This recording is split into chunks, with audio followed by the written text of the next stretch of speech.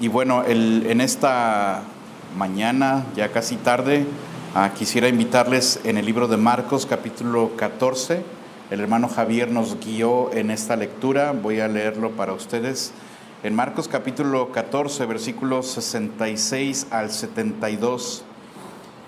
La palabra de Dios dice: estando Pedro abajo en el patio, vino una de las criadas del sumo sacerdote, y cuando vio a Pedro que se calentaba, mirándole dijo: tú también estabas con Jesús el Nazareno. Mas él negó diciendo: no le conozco, ni sé lo que dices. Y salió a la entrada y cantó el gallo. Y la criada, viéndole otra vez, comenzó a decir a los que estaban allí: este es de ellos. Pero él negó otra vez. Y poco después los que estaban allí dijeron otra vez a Pedro: verdaderamente tú eres de ellos, porque eres Galileo, y tu manera de hablar es semejante a la de ellos. Entonces él comenzó a maldecir y a jurar: no conozco a este hombre de quien habláis. Y el gallo cantó la segunda vez. Entonces Pedro se acordó de las palabras que Jesús le había dicho: antes que el gallo cante 2 veces, me negarás 3 veces. Y pensando en esto, lloraba. Oramos. Padre, te damos gracias en esta mañana por poder venir a la iglesia, cantar a tu glorioso y majestuoso nombre. Pero ahora pido, Espíritu Santo, que prepares nuestro corazón, quites cualquier distracción de nuestra mente, cualquier pendiente que tenemos en casa, en el trabajo. Ayúdanos a estar atentos a tu palabra y aprender de este pasaje tan triste, lo vulnerable que nosotros también somos, Padre, y tu gran corazón, tu fidelidad al perdonar y restaurar. Te quiero pedir, como siempre, si alguien en este lugar, en esta hora, no te conoce personalmente, que le hagas entender que no hay mérito propio que puedan hacer, no hay buenas obras, no hay dinero suficiente que se pueda dar para rescatar nuestra alma. Solamente Cristo puede dar salvación.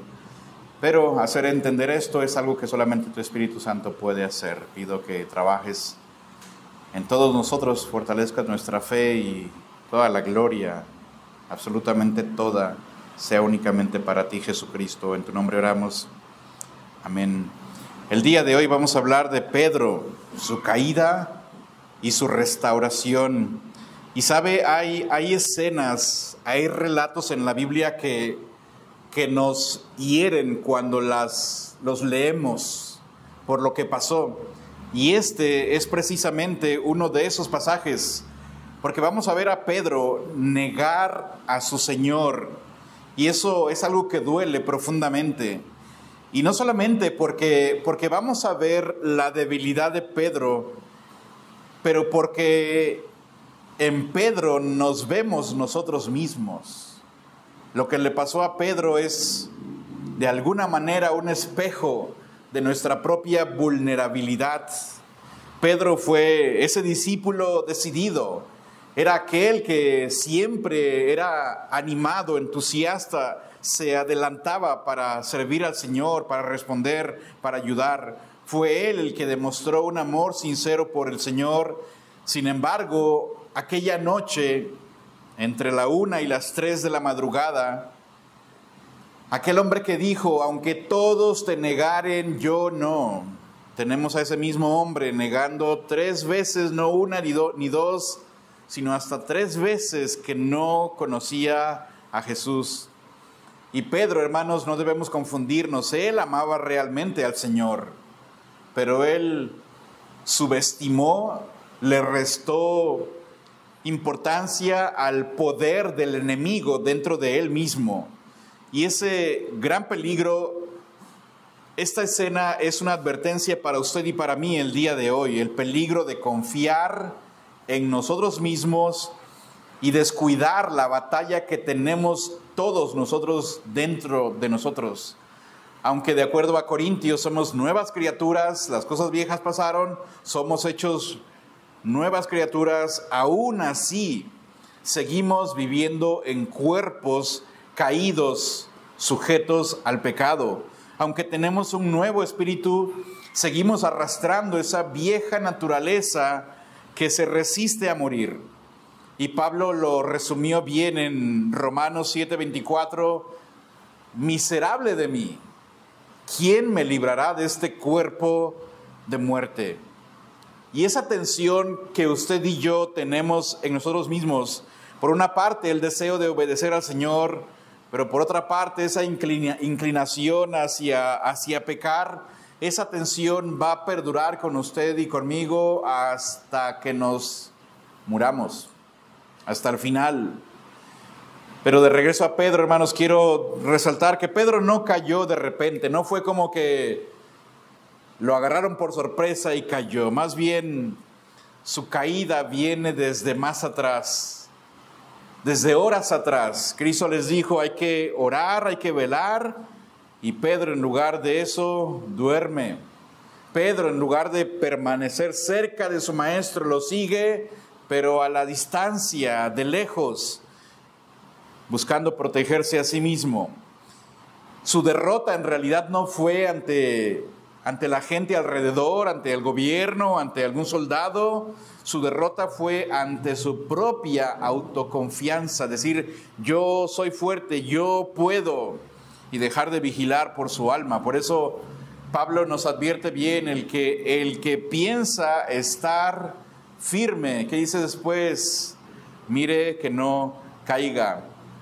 Pero esta historia de Pedro el día de hoy es una advertencia, pero al mismo tiempo es un consuelo, porque nos recuerda que la carne es débil. Pedro cayó, pero incluso aquellos que más aman al Señor están vulnerables a caer. Pero también hay una enseñanza muy profunda aquí, porque la gracia de Dios es más grande que nuestras caídas. Es verdad que habrá momentos en los que dimos la espalda al Señor, le negamos, nos vimos debilitados, pero su gracia es mucho mayor. Bien cantamos ese precioso himno, mis faltas son muchas. ¿Y qué dice después? Su gracia es mayor. Pedro negó a su Señor, sí, pero su fe no murió, porque el Señor había rogado por él. Se trata de lo que el Señor hizo por Pedro. Y mientras el día de hoy nos vamos a doler con Pedro al ver cómo él termina llorando amargamente allí en la oscuridad, también hay esperanza en el mismo pasaje, porque el mismo Cristo a quien Pedro negó es el mismo Cristo quien lo va a buscar y lo va a restaurar. Así que no veamos a Pedro con juicio, no lo veamos como señalándole, Pedro, ¿qué hiciste? Veamos a Pedro con humildad, porque usted y yo podríamos haber hecho lo mismo. Pedro cayó y aprendemos qué frágiles somos nosotros y cuán firme es la misericordia del Señor.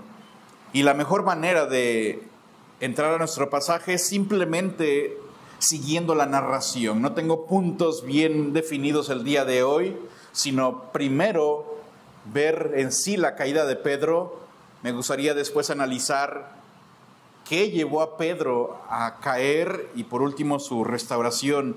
Pero primero veamos su caída, y para ver su caída tenemos que ver un poquito de contexto. ¿En qué momento estamos? ¿Qué pasó antes? Bueno, una noche anterior, estamos en este pasaje, es entre la 1 y 3 de la madrugada. Pero una noche anterior, Cristo ya fue arrestado en el huerto de Getsemaní. Recuerdan que tuvieron la cena del Señor, cantaron, fueron al huerto de Getsemaní, Cristo oró allí al Padre, y después se levanta glorioso. Vamos, ahí viene Judas, el que me va a traicionar. Se encuentra con Judas y el beso, el arresto. Pedro saca su espada, corta la oreja. El muchacho envuelto en una sábana que huye desnudo. Vimos eso. Pero ahora, ¿qué pasó después? Se llevaron ya a Jesús para ser arrestado. Y de acuerdo a lo que vimos la semana pasada, lo llevaron a la casa del sumo sacerdote, primero a Anás, que ya no era oficialmente sumo sacerdote, pero el título se le quedó. Y después de allí lo llevaron con Caifás, quien es el sumo sacerdote oficial. Pero todo es el mismo recinto. los sumos sacerdotes y los sacerdotes vivían en el mismo complejo, la misma casa, y compartían el mismo patio. Eso era algo muy normal. Y Jesús fue llevado ante un grupo, creo una porción del Sanedrín, en un juicio ilegal, en una hora ilegal, en un lugar ilegal. Vimos que todo lo que se hizo fue completamente ilegal. Y es precisamente en esa escena, en la casa, en el patio del sumo sacerdote, que entramos a nuestro pasaje. El versículo 66 dice: estando Pedro abajo en el patio, vino una de las criadas del sumo sacerdote.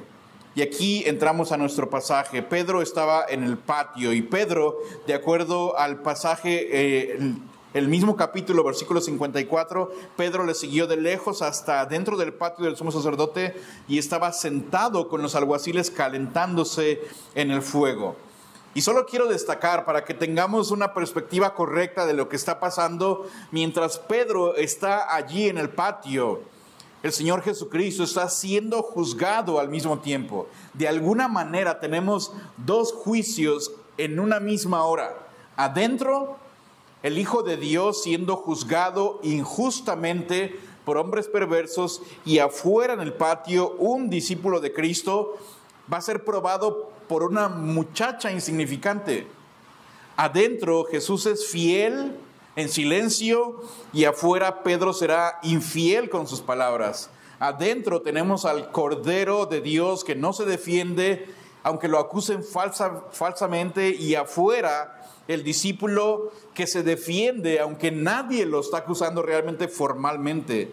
Adentro Cristo confiesa ser el Hijo de Dios y es condenado, y afuera Pedro niega al Hijo de Dios para librarse. Y Pedro no sabe, no entiende que está a punto de enfrentar el juicio más severo de su vida, no ante el Sanedrín, no ante el sumo sacerdote, no ante los romanos, pero el juicio ante su propia conciencia. No será una multitud que le condene, será su propio corazón. Entonces Pedro llegó al patio, y estando en el patio tenemos la primera negación, como la primera escena de las tres en las que él negó a Cristo. Versículo 66 dice que está en el patio, vino una de las criadas del sumo sacerdote, y cuando vio a Pedro que se calentaba, mirándole dijo: tú también estabas con Jesús el Nazareno. Mas él negó diciendo: no le conozco, ni sé lo que dices. Y salió a la entrada y cantó el gallo. Aquí Marcos nos presenta que el asunto sucede con una criada del sumo sacerdote. Por una criada puede referirse a una sirvienta nada más, a una sirvienta doméstica que trabaja allí en la casa de Caifás. Según Juan, esta criada fue la misma que les abrió la puerta. Según Juan, el discípulo amado, era conocido del sumo sacerdote, le dieron permiso de entrar. Pedro, nadie lo conoce allí, ¿cómo va a entrar?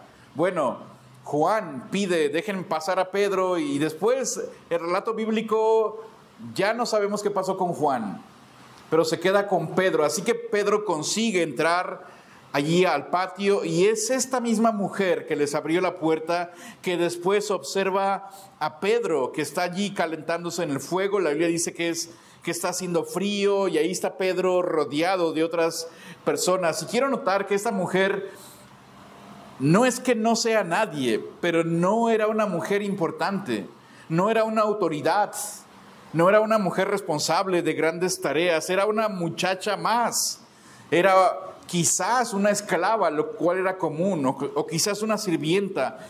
Pero note cómo la voz de una simple mujer ordinaria, común, ella es la que va a hacer temblar a Pedro.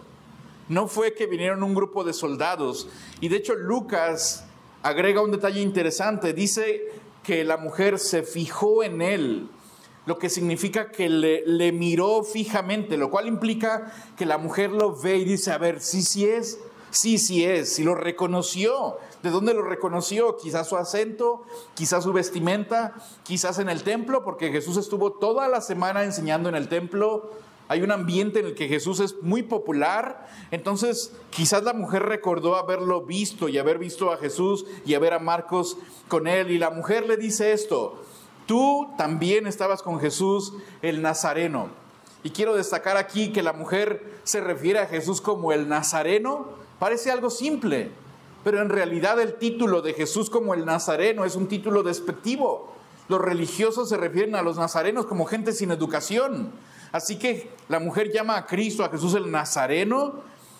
Y ya desde esta frase de esta mujer hay un tono como de cierta burla, como de provocación. Tú andabas con Jesús el Nazareno. Pedro, sin embargo, aquí quiero destacar que él no está siendo formalmente acusado. No le están diciendo, mira, aquí hay un escrito, tú andabas con Jesús. Solo una mujer en un escenario casual, normal, una sirvienta en tono de burla. Tú andabas con el Nazareno también, ¿verdad? Pero esas palabras tan simples derrumbaron toda la seguridad de Pedro. El texto no dice que la criada acorraló a Pedro, solamente lo mira atentamente y habló. Y Pedro no estaba preparado para esto. Y aquí hay algo que ocupamos entender, hermanos. Creo que es simple, pero muy importante. Pedro no estaba preparado y creo que Pedro esperaba una confrontación más abierta, más un interrogatorio oficial. Recuerden que Jesús le dijo claramente, Pedro, antes de que el gallo me cante 2 veces, tú me habrás negado 3 veces.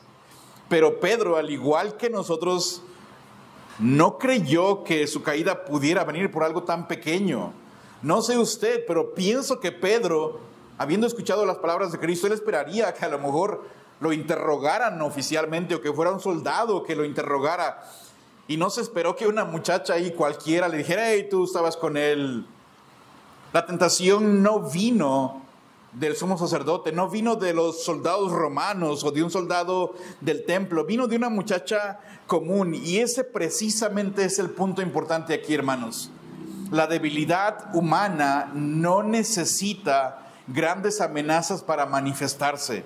Basta una voz sencilla y se expone el corazón. Spurgeon lo dijo muy bien. Pedro tembló ante la risa de una sirvienta.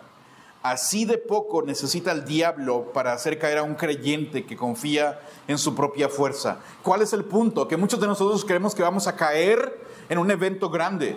Algunos que han caído en pecados sexuales piensan, no, yo voy a caer con esta mujer que es súper guapa y está en este entorno, y resulta ser que cayeron en algo que para ellos era insignificante, tan sencillo, tan básico. Hay gente que cree que la tentación de robar va a venir cuando vengan, no sé, $1,000,000 y en la empresa o algo muy vistoso, y que ahí podrías caer en tentación, y resulta ser que a veces la tentación está muy cerquita de ti, a veces en tu propia casa. Ahí estaban $500 o la cartera de tu papá, y fue algo tan simple y tan básico y tan descuidado.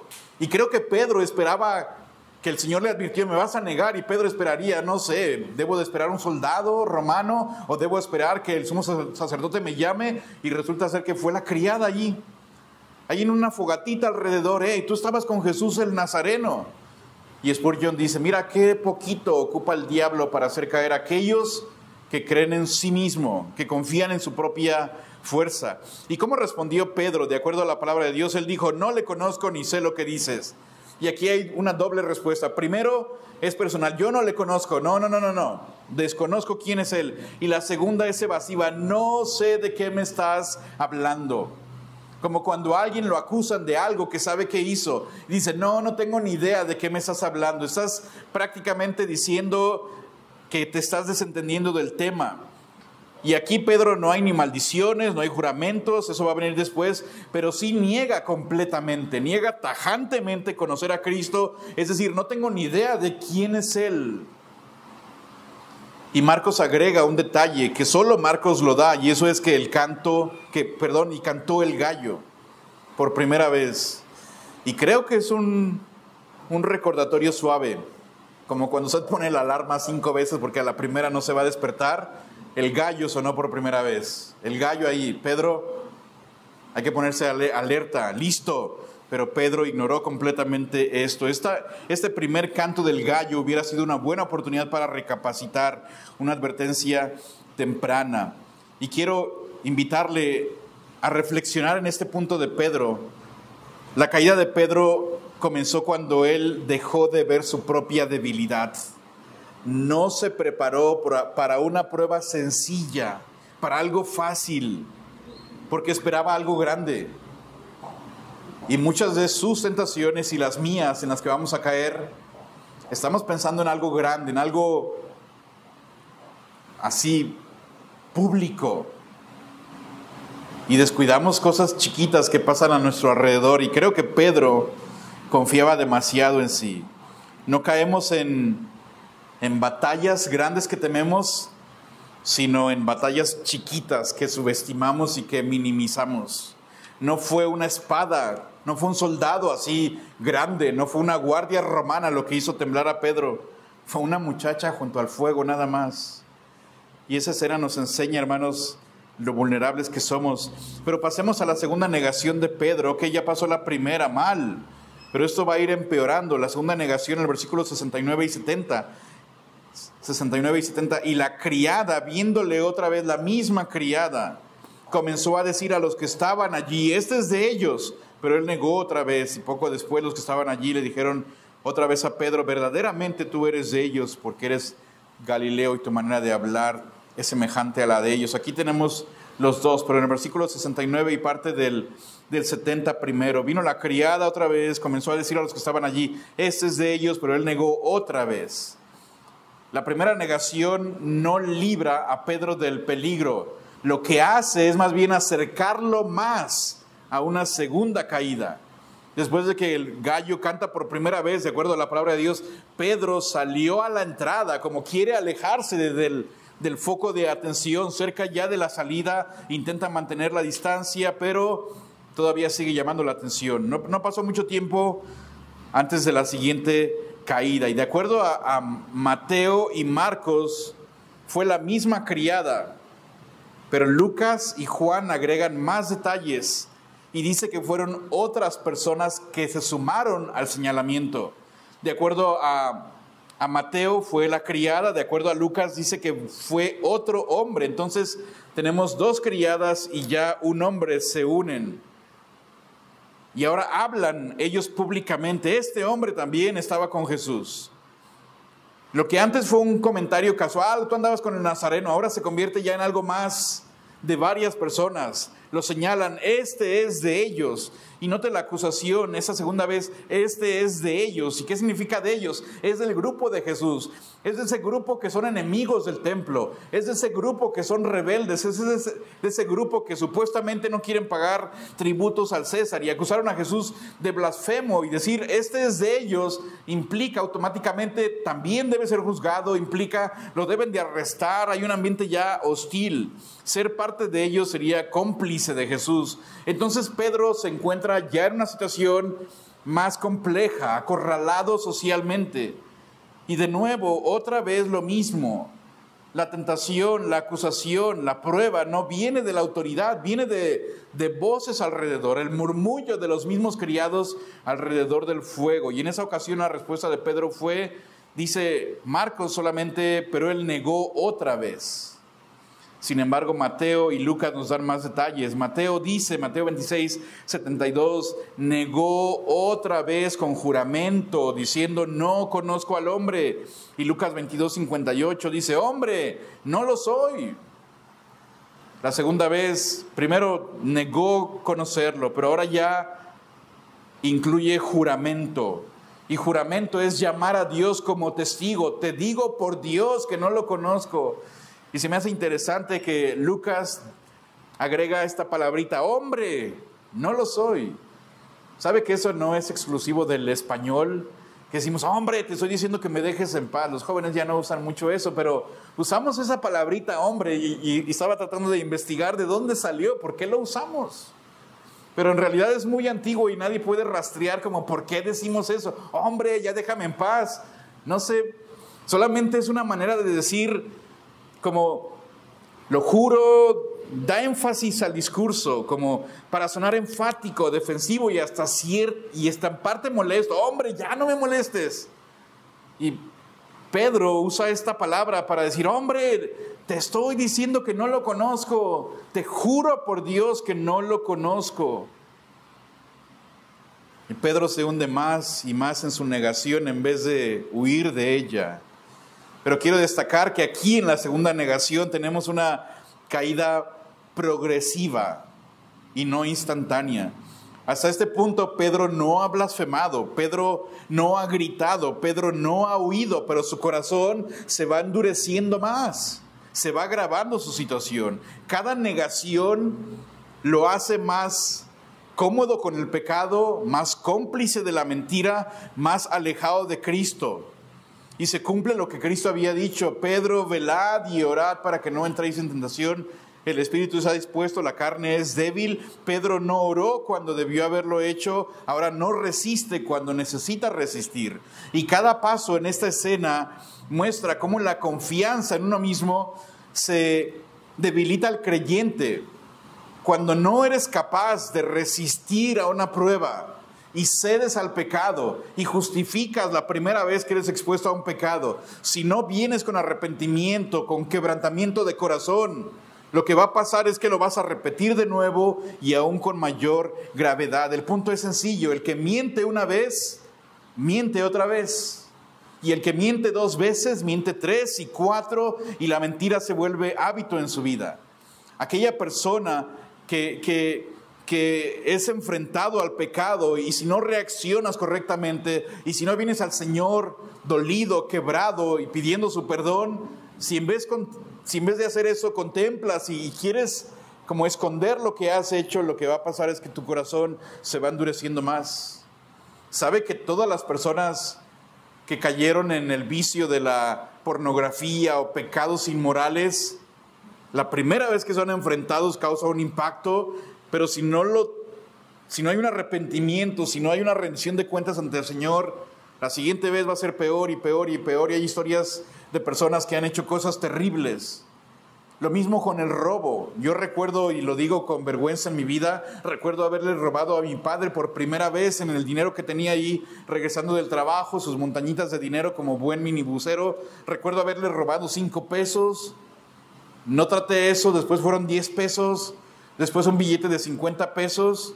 Y si mi padre no me hubiera descubierto, yo no sé, hubiera seguido robando y robando y robando. Y el punto de Pedro es: mira, la primera vez no te detuviste, la segunda viene haciendo algo más grave. Y Pedro no ha tocado fondo aún, pero va rumbo a tocar fondo.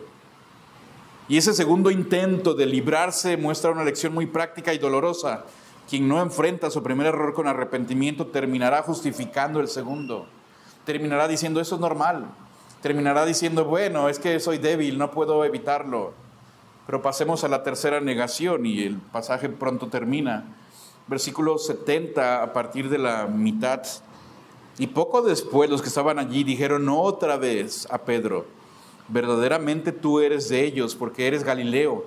Tu manera de hablar es semejante a la de ellos. Entonces él comenzó a maldecir y a jurar: no conozco a este hombre de quien habláis. Y el gallo cantó la segunda vez. Y hacemos una pausa aquí. Lucas menciona que entre la segunda y la tercera negación pasó como 1 hora. Pedro tiene como un respiro. Quizás pensó que ya el peligro se había ido, pero el pecado, hermanos, el pecado no da descanso. El pecado solamente se disfraza para venir y después atacarte con mayor fuerza. Y aquí ya no es una sola voz, ya no es una criada, ya no son 2 criadas más un hombre. Ahora ya son varios testigos que lo confrontan y le dicen: verdaderamente, ciertamente, sin duda, tú eres de ellos, porque eres Galileo, tu manera de hablar te delata. El plural, ellos, los que estaban allí, muestra que el rumor se va extendiendo, se va corriendo la voz. Varias personas ya identifican a Pedro, él es uno de ellos. El grupo completo alrededor de la fogata, sirvientes, quizás guardias, algunos curiosos, comienzan a reconocerlo y dicen: tú eres uno de ellos, tu manera de hablar te delata, eres de los Galileos. Su acento lo traiciona. Y de hecho los Galileos, sí, hay documentos históricos que dicen que hablaban como con un acento más rural, en Israel es más del norte. Galilea era gente de campo todos. Y era una parte de tránsito de muchos extranjeros. Entonces había una revoltura de gente y los de Galilea no eran muy educados en comparación con los de Jerusalén. De hecho, hay documentos históricos, y no voy a tomar mucho tiempo con esto, que dicen que a ellos les costaban los sonidos, se llaman sonidos gluturales, que vienen desde la parte de atrás de la garganta. En español no tenemos sonidos así, pero por ejemplo, sonidos que requieren la parte de atrás de tu garganta, Johann Sebastian Bach. En español no tenemos eso, pero en el arameo sí. Y se burlaban de los galileos porque no les salía bien ese sonido. Entonces decían: Pedro, tú hablas como todo un ranchero de campo. Tu acento es del norte. Y de hecho Jesús y sus discípulos tendrían un acento un poco extraño, incluido Jesús. Y de hecho Juan añade otro detalle: no solamente tu acento, pero entre las gentes que están ahí acusándolo está uno de los siervos del sumo sacerdote que es pariente de Malco. ¿Y quién es Malco? Aquel a quien en el huerto de Getsemaní, recuerdan que Pedro saca la espada muy valiente y le corta la oreja a un hombre. Bueno, ahí está el pariente, ahí está el primo, ahí está el tío, ahí está el sobrino. ¡Hey, tú le cortaste la oreja a mi pariente! Y ya lo reconocieron, entonces ya hay un riesgo. Lo ubicaron, lo identificaron, y eso es un peligro. Hay un testigo ocular allí. Y aquí está el punto de quiebre para Pedro. Pedro se siente acorralado, y aquí es donde él perdió toda la compostura. Y Marcos dice que entonces él comenzó a maldecir y a jurar: no conozco a este hombre de quien me están hablando.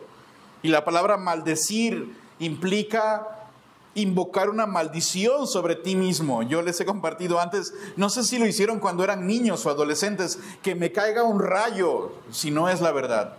¿O lo juras por la tumba de tu madre? Sí.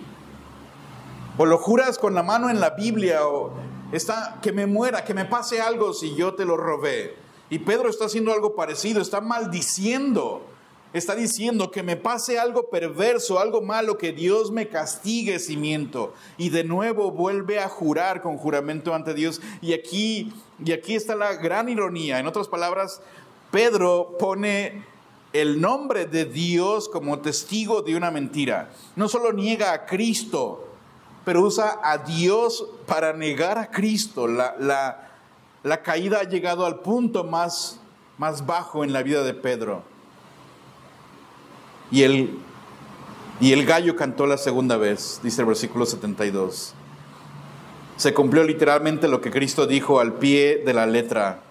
Al principio fue una advertencia, el segundo canto es ya una sentencia.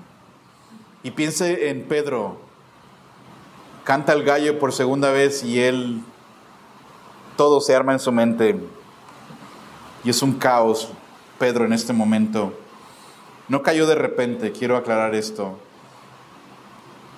Y a manera de conclusión, quisiera hablar brevemente sobre las causas de la caída de Pedro. ¿Qué llevó a Pedro a este punto? ¿Qué pasos hubo antes en la vida de Pedro que le llevaron a este punto tan bajo? Cada paso que él dio antes fue debilitando más y más su alma, hasta que el miedo lo venció, la carne venció al espíritu, el espíritu está dispuesto, la carne es débil, y aquí estuvo la prueba. Y cada paso previo de Pedro creo que nos da una gran lección. ¿Qué pasó con Pedro? ¿Cómo llegó aquí? Varias cosas. Su confianza necia primero. El que piensa estar firme, mire que no caiga. Pedro se sobreestimó. Cuando Cristo le dijo: Pedro, me vas a negar. Cuando Cristo le dijo a sus discípulos: todos se van a escandalizar de mí, me van a abandonar. Pedro dijo: no, aunque todos se escandalicen, yo no. Su error fue pensar que su amor sincero era suficiente, que no ocupaba dependencia del Espíritu Santo. Y el orgullo espiritual, hermanos, el orgullo siempre, siempre, siempre está justo antes de la caída. Proverbios lo repite muchas veces: antes de que alguien caiga, primero, así poquitito antes, estaba en el pico del orgullo. ¿Por qué cayó Pedro? Confianza necia. El Señor le dice: Pedro, me vas a negar. Y Pedro dice: no, no, no, claro que no, aunque todos te nieguen, yo no. quien cree que no puede caer, ya comenzó a caer de hecho. Aquel creyente que confía demasiado en sí mismo y dice, sí, otros pueden pecar, sí, otros pueden robar, sí, otros pueden estar metidos en este vicio, pero yo no. Quien confía en sí mismo ya empezó a caer. No confiemos en nuestras propias intenciones, sino solo en la gracia de Dios. Ninguno de nosotros debería decir, yo nunca haría esto. Mejor deberíamos decir, Señor, guárdame de esto, porque si tú no me guardas voy a caer peor que este hermano. La madurez no se mide por cuán fuerte te sientes tú, sino cuán consciente estás de lo débil que eres tú. Aquel cristiano maduro no es el que dice, sí, yo soy fuerte. El cristiano maduro es el que reconoce, yo soy muy débil, necesito del Señor cada día. ¿Por qué cayó Pedro? Su confianza ciega, pero también su falta de escuchar. El Señor le dijo claramente, antes que el gallo cante, 2 veces me negarás, 3 veces. ¿Acaso Pedro puso atención? ¿Acaso Pedro dijo, Señor, ayúdame, ¿qué hago entonces? No. Las palabras de Cristo se le resbalaron, le entró por un oído y le salió por el otro. Estaba tan seguro de sí mismo que en vez de escuchar a su maestro, refutó a su maestro, discutió con él. No, Señor, lo que tú dices no es verdad. La incredulidad, hermanos, no siempre se trata de que no creas la Biblia, pero a veces está más bien en no tomarla en serio. Y la aplicación aquí es, Pedro le dijeron lo que iba a pasar y no escuchó. Y usted y yo, hermanos, con todo el respeto, pero venimos aquí todos los domingos, escuchamos la clase de escuela dominical, la predicación el domingo, incluido yo, vamos a la palabra de Dios, leemos en la semana, ¿y qué estás haciendo con eso? Estamos poniendo en práctica lo que el Señor nos dice. Tuviste un buen devocional, subrayaste y dijiste, qué bonito, estuvo bien el mensaje, lo escucho de nuevo entre semana. ¿Y qué vas a hacer? Si no hay un cambio en tu vida, Santiago dice, si eres buen oidor, pero no eres hacedor, estás engañándote solo. Y Pedro, lo que el Señor le dijo, entra y sale. No fue un buen oidor. Escuchó muy poco. Una señal del peligro espiritual es cuando ya no recibimos la corrección del Señor con humildad y ya no la ponemos en práctica. La aprendemos, nos gusta, estamos de acuerdo, sí, leí, está bien, todo esto muy bien y no hicimos nada. Pedro no escuchó. ¿Qué más? ¿Por qué cayó Pedro? No oró lo suficiente. En Getsemaní Jesús les dijo claramente, velad, orad para que no entréis en tentación, y Pedro se durmió. Es un momento crítico y no ora. En lugar de prepararse en oración, descansó en su fortaleza humana. Pedro creyó, puede levantarse del sueño y estar fuerte, estar bien para enfrentar cualquier batalla. No. De hecho, la batalla de Pedro se perdió desde el huerto al no orar. Él llega allí al patio y él ya perdió allí. No viene preparado, no oró lo suficiente. Los creyentes, hermanos, que no oran, están siempre a un paso del tropiezo. El creyente que no se arrodilla en secreto no se va a poder mantener en pie frente a la tentación. Y orar no garantiza que no haya tentaciones, pero orar sí es la respuesta, es la herramienta, es el medio de Dios para que las tentaciones no te dominen. Pedro cayó porque no oró suficiente, pero también porque era impulsivo, su acción impulsiva. Cuando arrestaron a Jesús, la primera reacción de Pedro fue sacar la espada y cortar. Quería matar a un hombre. No tuvo buena puntería y terminó cortando una oreja, pero su intención no era cortar una oreja, era matar a alguien, dañar, causar una revolución, empezar una batalla. Y el Señor le dijo, Pedro, no, guarde su espada, aquí no vamos a pelear. Pedro quería defender a Cristo, pero Cristo se había entregado completamente al plan del Padre, y el plan del Padre era morir, era ser arrestado, ser abofeteado, golpeado, humillado, desfigurado y morir en la cruz. Y Pedro actúa de manera impulsiva, como siempre lo sabía hacer. Pasión sin dirección bíblica, hermanos, causa daño. No pensemos que aquella persona enérgica que quiere hacer algo no siempre es lo correcto. Si no tienes un fundamento bíblico, eso no sirve de nada. Mucha pasión, mucho hacer algo sin obedecer al Señor en realidad es peligroso. Antes de actuar, mejor orar y escuchar a Cristo, someternos a Él, no confundir la impulsividad, la pasión con una fe valiente. Pedro actuó de manera impulsiva, pero también su distancia del Señor. Pedro le seguía de lejos, y creo que no es accidental que la Biblia nos dice que Pedro De hecho, lo remarca varias veces que seguía a Jesús, pero de lejos. Pedro sí sigue a Jesús y eso obviamente ya lo distingue de los demás que lo abandonaron. Su amor todavía está allí. Su lealtad no se ha muerto, pero el texto dice, Pedro le siguió de lejos, desde una distancia. No está con Cristo, pero no está tampoco completamente lejos. Está en un espacio en donde puede mezclarse amor, miedo, devoción, cobardía, y ese punto medio, de hecho, es muy peligroso. Pedro quería ver lo que iba a suceder con Cristo, pero sin ser identificado con su Señor. Quería observar, pero no quería sufrir. Quería estar cerca, pero no tan cerca como para compartir los padecimientos de Cristo. Spurgeon dijo que Pedro siguió a Cristo lo suficientemente lejos como para verlo, pero no lo suficientemente cerca como para serle fiel. No se puede seguir a Cristo de lejos y permanecer fiel. Y cada vez que nos alejamos de Él, te acercas más al peligro y estás en un campo muy, muy peligroso. Pero no podemos terminar nuestro relato con un Pedro caído y un Pedro mal. Veamos por último su restauración, y esto es corto. Y para ver su restauración tenemos que ir a Lucas 22:61, que nos dice, entonces vuelto el Señor, miró a Pedro, y Pedro se acordó de las palabras del Señor que le había dicho, antes que el gallo cante me negarás 3 veces. Solo Lucas registra este evento, y creo que no es accidental. Y quiero que piense una cosa, Jesús le preguntó al sumo sacerdote, ¿eres tú el Cristo, el Hijo de Dios? Cristo dijo, yo soy. Y básicamente les dice, ustedes me están juzgando, pero yo los voy a juzgar a ustedes un día. Voy a venir en las nubes y voy a ser su juez y su verdugo. Y lo acusaron de blasfemo y le dijeron, ¿qué más pruebas ocupamos? Merece la muerte. Y recuerde usted en este pasaje, mientras Pedro está negando a Cristo, Cristo está siendo interrogado y ahora golpeado. Le dan de bofetadas, le dan de puñetazos, le escupen en la cara. El sumo sacerdote se rasga la ropa así dramáticamente, tipo novela, y le escupen y lo humillan. Y Salmos dice que le arrancan las barbas, da a entender. Y Pedro ha negado a Cristo por 3ª vez, maldiciendo, no lo conozco. Y hay un momento, un par de segundos, 3 segundos, un momento en el que el Señor, golpeado, con saliva en su rostro, sangre fresca y sangre seca desde el huerto, quizás algunas heridas ya inflamándose en su rostro, todo desgreñado porque la humillación incluyó eso.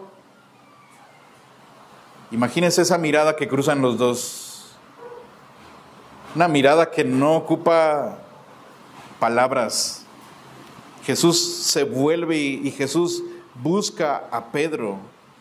Y es increíble pensar que Jesús en su propio juicio está siendo humillado todavía. Aún allí cuida el alma de Pedro. Se ven uno al otro. Cristo sufre en silencio. Pedro maldice para salvarse. Y no es una mirada de condenación. La frase que el Señor miró a Pedro es una mirada fija, penetrante, personal. No hay palabras, solo los ojos que se encuentran. Y en ese momento, toda la conciencia de Pedro es sacudida fuertemente. No es una mirada de ira. Si fuera una mirada de ira y de condenación, Pedro ya no regresa.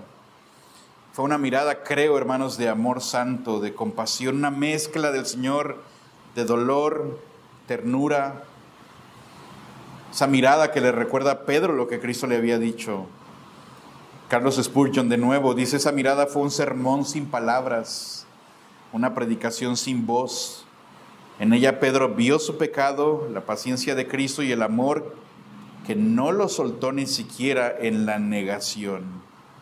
Y el impacto de esa mirada, hermanos, fue inmediato. Pedro se acordó de la palabra del Señor y rompió a llorar amargamente. La palabra amargamente que usa Marcos y usan los evangelios es que se soltó a llorar sin control. De hecho, Es la misma palabra que se usa para aullar. Pedro no crea que se fue llorando así. Pedro va llorando a grito abierto. Yo no he llorado así nunca en mi vida, pero he visto a gente en tragedias llorando a más no poder. Ese es Pedro. Qué tan quebrado está su corazón por haber negado a Cristo. Y pensando en ello lloraba. Termina nuestro pasaje en Marcos 14:72. Y salió y lloró amargamente, un llanto incontenible. Y no llora por miedo al castigo, llora por haber negado al Señor que amaba. Y creo que ese llanto es fruto de la gracia de Dios en él. Sabe que ha fallado terriblemente. Y solo quiero cerrar diciendo que Pedro aquí, justo aquí, él no sabe que va a volver a ver a Cristo resucitado. Y él no sabe que va a ser restaurado. Pero creo que el arrepentimiento ya está allí con una semilla importantísima. Ese llanto de Pedro no significa que quien llora está realmente arrepentido, pero esa tristeza que aplasta, que quebra, que produce una tristeza muy, muy profunda, si es producida por el Espíritu Santo, te lleva a Cristo. Y creo que es lo que vemos precisamente en Pedro. Y Cristo, y termino aquí, Cristo cuando resucitó no se olvidó de Pedro. Una de las primeras interacciones que tenemos del Cristo resucitado tiene que ver con Pedro. Cuando Cristo resucitó, hay un ángel ahí en la tumba y dio un mensaje muy específico a las mujeres. Les dijo esas palabras, Marcos 16:7, id, decid a sus discípulos y a Pedro. El nombre de Pedro surge allí. Díganle a Pedro que lo voy a ver en Galilea. Y a Pedro es una joya del Evangelio. El Señor quiso que el nombre del que lo negó fuera el primero en ser recordado. No había rechazo allí, sino gracia. Díganle a Pedro que nos vamos a ver de nuevo. Y después Jesús lo buscó y lo confrontó con esas palabras: Simón, hijo de Jonás, ¿me amas? 3 veces le preguntó. 3 veces dándole a Pedro la oportunidad de confirmar y confesar su amor hacia Cristo. Algunos quieren conectar, bueno, Pedro negó a Cristo 3 veces, Cristo le dio a Pedro la oportunidad 3 veces de confirmar que le amaba. Pues tiene sentido. Y Pedro fue restaurado, no porque se hizo fuerte, pero porque Cristo nunca dejó de interceder por él. Y el mensaje para usted y para mí el día de hoy también es: cuidado contigo mismo, la autoconfianza. ¿Crees que vas a mantenerte firme? ¿Crees que eres un cristiano maduro? ¿Crees que tienes años? ¿Crees que tú no vas a caer? ¿Crees que tú no vas a fallarle al Señor? Cuando tenemos esa mentalidad, de hecho ya estamos empezando a caer. Necesitamos con humildad venir al Señor: ayúdame Dios, yo soy débil, soy muy vulnerable, Padre. Si tú no me ayudas, yo no sé qué voy a hacer. Pero también aprendemos en Pedro no estar esperando la tentación de cosas muy grandes, o que un pecado muy vistoso a veces te va a llegar por donde menos lo esperas y de un modo en el que estabas muy relajado con algo. Yo no creo que aquí vaya a pasar nada. Pero ver también, Pedro no oró cuando debía orar. Pedro no escuchó cuando debía de escuchar y termina cayendo. Pero la gracia del Señor al final de todo, sin importar quién seas y qué hayas hecho y cómo hayas fallado al Señor, siempre hay misericordia, siempre hay gracia. El Señor es amplio, me gusta mucho esa palabra, Él es amplio en perdonar. Él volverá a tener misericordia, echará a lo profundo del mar tus pecados, sepultará tus iniquidades para no recordarlas más. Él es muy generoso. No permita usted que su propia mente le engañe, que Satanás le engañe haciendo creer: no hay perdón para ti, lo que has hecho es terrible. Solo ve a Pedro, maldijo el nombre de Cristo. Juró y perjuró, no 1 vez, 2 veces, 3 veces que no le conocía. Y el Señor le restauró.